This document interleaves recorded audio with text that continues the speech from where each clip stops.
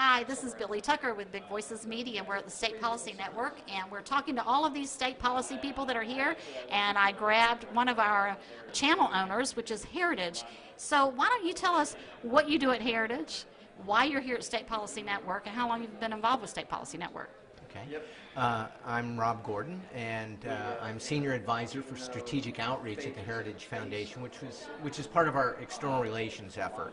And I joke that I go out and try and find those people who are conservative but don't really know it and bring them into the fold. In addition to that, I have a background in environment and energy issues, property rights, and I do quite a bit of work on that. And that's really the reason I'm down here at the SPN meeting. I mean, you know, you're talking, a lot of people that'll see this are a lot of grassroots people. When you talk about property rights, that's a big antenna, goes up. Right. Do you think that that's a real issue in our country right now? Do you think it's going to get worse? I do think it's a real issue, and I've been working it for probably 20 years. And I think it's something that we ought to take a lot of heart in, because we've done great things at the state level. Even in this election, we had a real victory in Virginia on a ballot measure. That's not to say that I'm, a really happy camper down here this week, but, you soldier on. And I would say that we have learned how to tap in to the public's thoughts and feelings and portray the need to protect private property, and been successful at the state level. And of course the front line on doing so are a lot of the groups here at SPN. So I was down here to kind of talk about a project Heritage has been working on for a year, which is a really exciting one. What is that? We've put out a document called Environmental Conservation, 8 Principles of the American Conservation Ethic. It's really kind of a two-part thing. First part is a series of 8 environmental principles, and they're incredibly valuable, I think, because they allow people who are believers in individual freedom and limited government and free markets. You're talking our language. Right.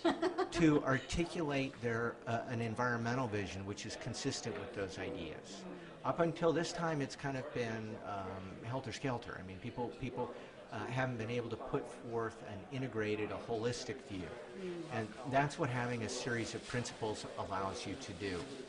In addition to that, it has 9 policy papers in this document that cover issues, everything from endangered species and the Clean Water Act to the federal, state, and private property. And so that was one of the things I was talking with people who are interested in that issue, SPN groups that are dedicated or have folks working on property rights, like, say, the Texas Public Policy Foundation. We are looking for ways people can take some of these federal issues, devolve some of these issues to the state level where we think they're best handled.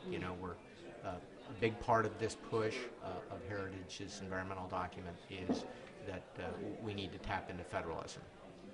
Interesting, because we're a week out from the election of our president again, and there's a lot of angst out here in America just because we know that his policies are quite different than half of the nation. So what is Heritage going to do to stay in touch with the people out to find out how we're doing, how we're feeling about policies that are being implemented? I know you guys do great work, but how does Heritage stay in touch with the grassroots?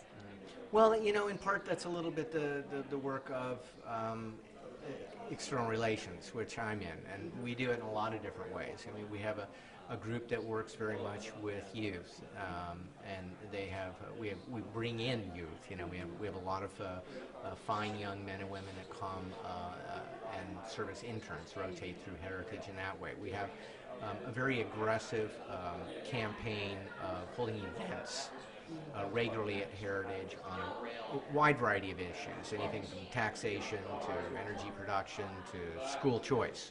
And so we bring people to Heritage, and of course a lot of those things that we hold in our auditoriums are also available online. So people who can't get to Capitol Hill to see them can watch these things, and they're archived there too. So that's another means. But then in external relations, we have a group, Coalition Relations, which is kind of the lead down here for Heritage, with its able leader, Bridget Wagner, who's a fixture and very deeply Is she involved. here? Oh, absolutely. Well, I got to find her. Yes, you do.